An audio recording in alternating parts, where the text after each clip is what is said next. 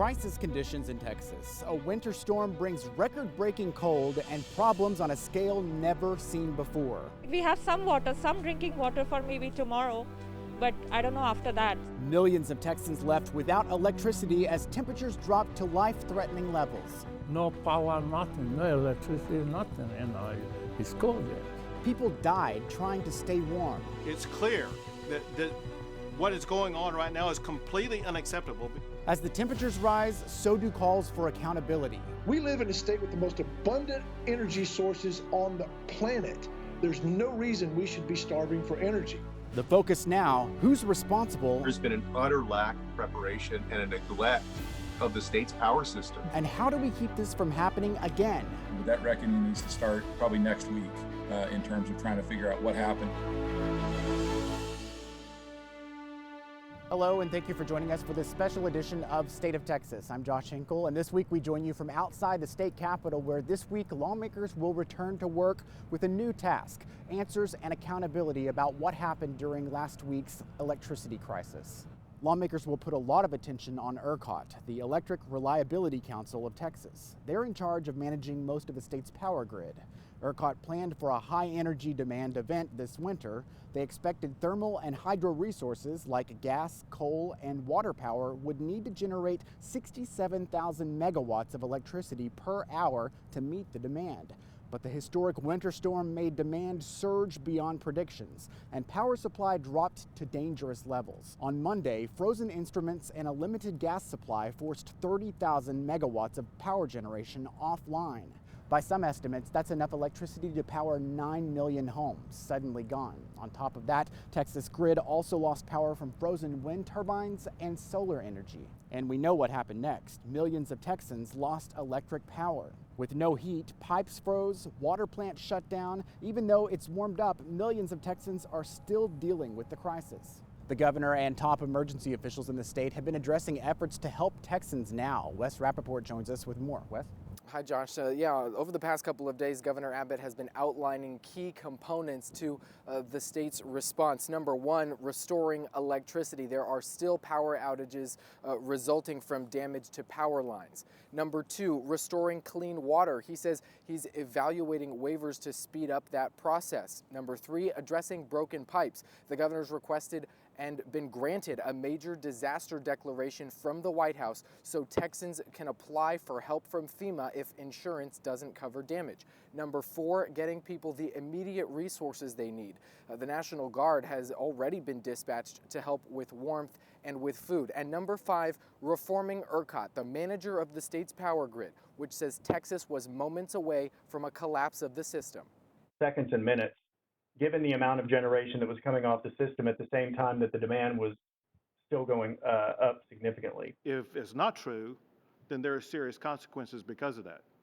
If it is true, there is serious action that needs to be taken by the state of Texas. The governor issued more emergency items for lawmakers to address this legislative session, including mandating the winterizing of power generator systems and allocating the money to do it. And on Tuesday, the governor called on lawmakers to investigate ERCOT over the outages to make sure that they do not happen again, Josh. But lawmakers actually beat Governor Abbott to the punch because they've already called for their own investigation, right? Yeah, we have seen from both chambers here some efforts to hold some of the entities here accountable. On the Senate side, the Business and Commerce Committee is slated to hold a hearing on Thursday. The Senate Jurisprudence Committee is also planning a hearing, Josh, and they are looking into sort of the legal implications of the actions taken here from a legal standpoint. That's a big deal because that could mean new laws could be in place soon.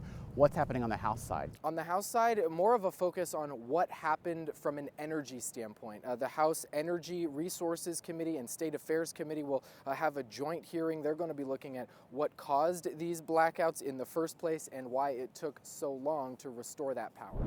What are they doing about it? That question from Anna in Abilene applies to getting the power back on now and accountability for what happened later. The power grid manager for Texas is ERCOT, a 501c4 nonprofit.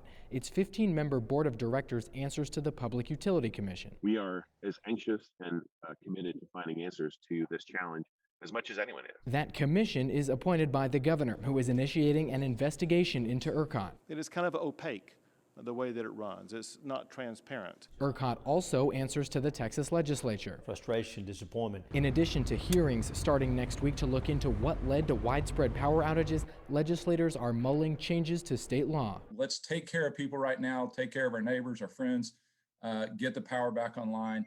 And then, and I'm not saying there doesn't need to be a day of reckoning, but that reckoning needs to start probably next week in terms of trying to figure out what happened and how we make sure this doesn't happen ever again in the future. For now, Anna and lawmakers are in the dark. I don't care whether you're very rich or very poor, we need heat.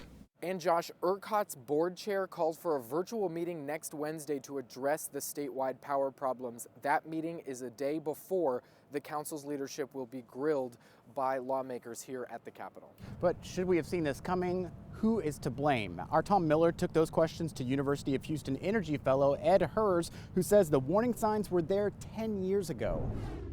Put in the simplest terms, what went wrong here? We had a spike in demand, and there weren't enough generators available to come online to meet that demand. Some generators were taken offline because of weather.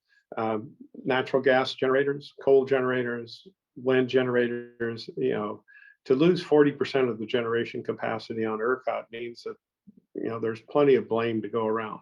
Should the state have seen this coming, and who's to blame here? Well, yes, the state should have seen it coming. I mean, this has been out in the open. The 2011 winter debacle, which led to blackouts, including a major one across the Dallas Medical Center, certainly showed the shortcomings of the ERCOT model and the market design. There were studies, there were hearings. Nothing was done to repair the systemic problem with the ERCOT market. Incumbent politicians know that if the price goes up at the meter or the price goes up at the pump, they don't get reelected. And so there was always this kind of attitude of whistling past the graveyard.